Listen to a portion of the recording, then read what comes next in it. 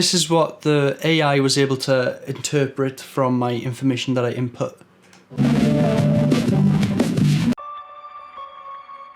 I personally find putting complicated concepts into words extremely hard. In fact, trying to put my own ideas into words is mentally taxing.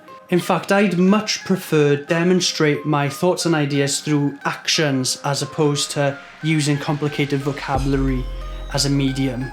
In my last video, I was relatively clear on my thoughts and intentions behind the OpenAI project, the JukeBox. However, there was a lot of questions arisen from how to actually use it and how it works in some ways. I am in no way qualified to discuss on the inner machinations of this AI project. However, I can discuss in both layman terms and from my own understanding on how it works. And as well, I'd love to demonstrate to you guys how to actually use this Google Colab project. Hopefully by the end of it, I'll be able to come up with an AI created song and hopefully create my own song inspired from that song. In some ways, it's almost like a Russian nesting doll of interpretations.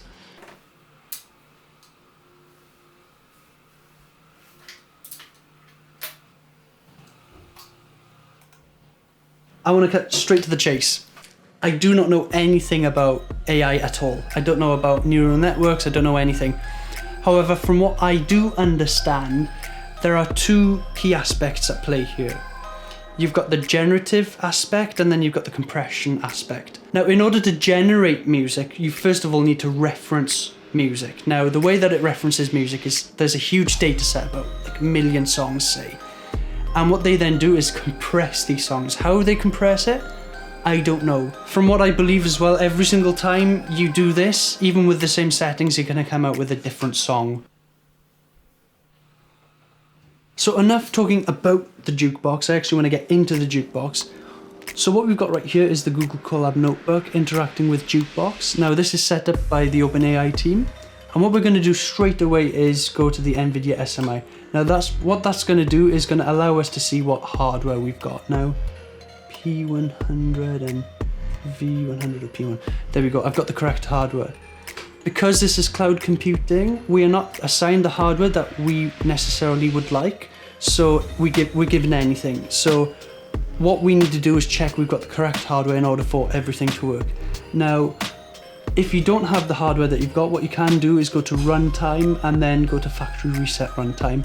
And then that's hopefully going to give you a different piece of hardware the next time. If you don't get it the first time, try doing it a few times until you get the hardware that you need. So once you've got that hardware, what we're going to do is go straight to the top and go to Pip Install number 1, click that. And what that's going to do is actually going to download all the assets, all the code that we need, and as well it's going to try and install it as well. Typically it does fail on the first time, it does take quite a while as well. However, what we can then do, there we go, restart runtime, there we go, just restart it, press the button again, and hopefully it'll be all fine and dandy. So once it's finished installing, what we can then do is go to the NVIDIA SMI if you want. We already know what we've got, so we can go straight to number 3, JukeBox, there we go. I don't know what that does, but apparently it goes using CUDA true, which means it's all good to go. And yeah. So once all the setup's complete, there's actually 2 different ways you can actually create music using this AI. You've got the sample from the 5B or 1B, or you've got the co-composing with the 5B or 1B. Now I've actually used both, and the cooler one is the sample from. However, the co-composing, you can actually choose the different songs and the different ideas that come out. It does take a lot longer if you want longer samples on the co-composing. However, I'm going to use the sample from the 5B to 1B just for this tutorial only. So what I'm going to do straight away is just click the first cell, there we go. Now the first thing I want to change is the sample length, the song length really. It's currently sitting at 60, however I want it at 2 minutes, so 120 for 120 seconds. And that just lengthens the song like I said. And now we can actually go into the nitty gritty and the good stuff. So right here it says Zach Brown Band, however I want it to be, I don't know, Katy Perry. I'm going to set the genre I'm going to make it an easy genre because I'm going to try and recreate it. I'm going to set it as worship. So looking at the offset, that's at 0. I'm going to stick it at number 10. Now what that allows me to do is play the original sample for 10 seconds before the actual AI takes over and tries to rewrite everything. And then underneath this, you've got lyrics. Now I've got a song of my own. You might recognize it if you know me. However, if you don't, this is one of my first songs I've written. I want to break this feeling. The reason why I'm using it though is because of copyright issues, and I don't want to get any strikes just for using somebody else's song. As soon as you've input your lyrics, what we can then do is go down to the sampling temperature. Now, the sampling temperature is to do with how close it is to the original.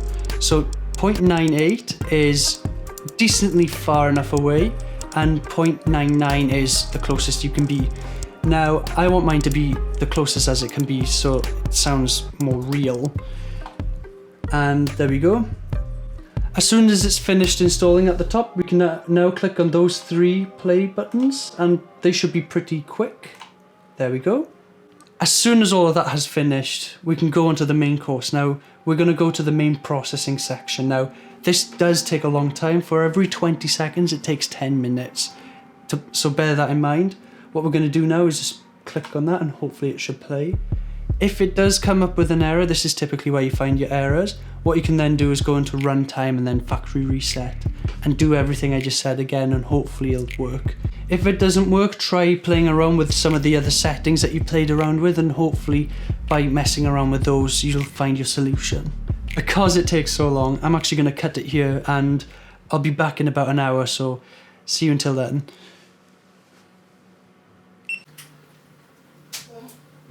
If you've made it this far into the video, I'd like you to comment Gen, G-E-N, for generative music. I don't know how that works, but it does. I finished recording at about 9 in the afternoon yesterday, and now it's just gone past noon the following day. So it actually failed about 5 times. However, I was able to just restart the whole process over and over again until I got the results that I wanted. I've already gone and pressed this button, but as soon as the process is finished, what you can do is press this play button right here, and then it'll start to process the WAV file. For demonstration, this is what the AI was able to interpret from my information that I input.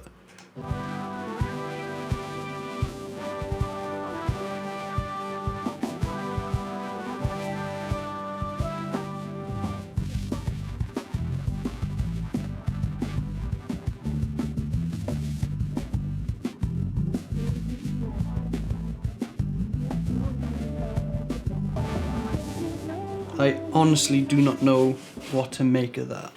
However, if you liked the song, you can follow the next steps. If you didn't, you can do a factory restart and do the whole process again. So if you like the song, what you can then choose to do is upsample it. Now what that means is making it a better quality so it's a bit more listenable. Once this step is completed, what you can then do is click on this, which is the whole upsampling process. Now this does take hours upon hours, so just bear that in mind. And mine has failed here, so I don't have an upsampled version of the song that we just listened to. However, if it does succeed, then what you then do is click on this button here, and then you're given a proper WAV file of your completed song. Once you do have your WAV file, you can do exactly the same as what you did at the top, which is click on this download button right here, and then you should be able to download that WAV that you've created, and then you can click on this button right here, which resets everything so that you can do it all again. Because this process takes so long, I actually had to leave my computer on overnight, which meant that I could actually have a few different variants of this run in the background. Instead of sticking to just the settings that I've input here, I actually varied the inputs, so like different lyrics, different singer, different genre, many different things, and these are the variants that I was able to come up with. So I decided to go a little bit cheesy, and I actually put in Petra and Christian rock because that's my jam.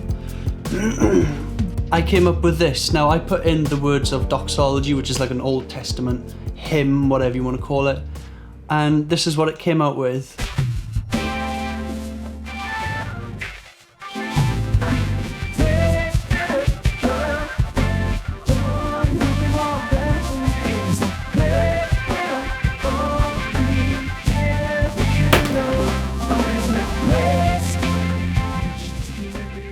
I kept the doxology for the lyrics, however I changed the artist to Chris Tomlin and Worship, which sort of go hand in hand, and this is what I was able to come up with again.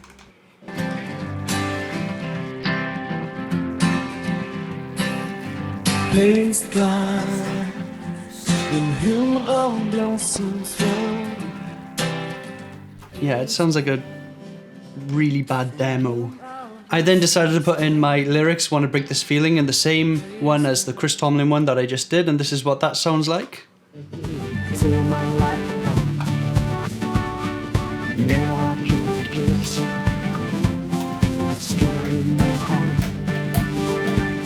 So this next one now is Katy Perry, Pop, and the lyrics, I actually left them to the default lyrics when you open up the patch, and this is what that sounds like. I made it stop real feminine. There's a true set to the best and on his legs of stone. I think these songs are quite unique in their own rights. In fact, I wouldn't mind utilising them within my own works in some form of capacity. So that is it for now, guys. I actually had a lot of fun making this video, regardless of how long it actually took me to make. And regardless, I'm going to be making more videos like this in the future.